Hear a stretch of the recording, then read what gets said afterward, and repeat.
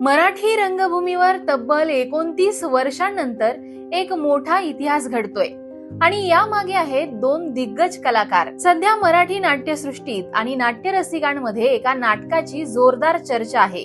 याचं कारण म्हणजे तब्बल 29 वर्षांनंतर प्रसिद्ध अभिनेता, दिग्दर्शक आणि निर्माते महेश मांजरेकर पुन्हा एकदा रंगभूमीवर पुनरागमन करत आहेत. महेश मांजरेकर यांची कारकीर्द चित्रपट, वेब सिरीज आणि दिग्दर्शनातून सर्वांनाच माहिती आहे.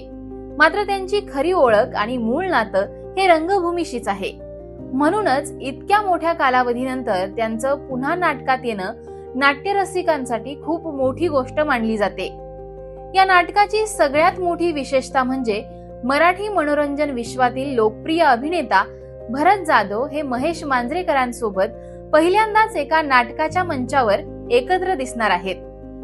भरत जाधव एंटरटेनमेंट निर्मित शंकर जयकिशन या नाटकाची सध्या मराठी नाट्यसृष्टीमध्ये सर्वाधिक चर्चा आहे. या नाटकाची कथा एका वडील आणि मुलीभोवती फिरते. दोघांमधील गुंतागुंतीचं नातं आणि त्यांच्या आयुष्यात अचानक प्रवेश करणाऱ्या एका अनपेक्षित व्यक्तीमुळे पूर्णपणे बदलणारं समीकरण. ही कथा केवळ हसवणारी नाही तर विचार करायला लावणारी आणि भावनिक पातळीवर जोडणारी आहे. अहिल्यानगर महाकरंडकच्या 13व्या पर्वाच्या निमित्ताने विनोद, भावना आणि भावनिक नात्यांचं सुंदर मिश्रण असलेलं हे नाटक पाहण्याची संधी अहिल्यानगरच्या नाट्यरसिकांना मिळणार आहे.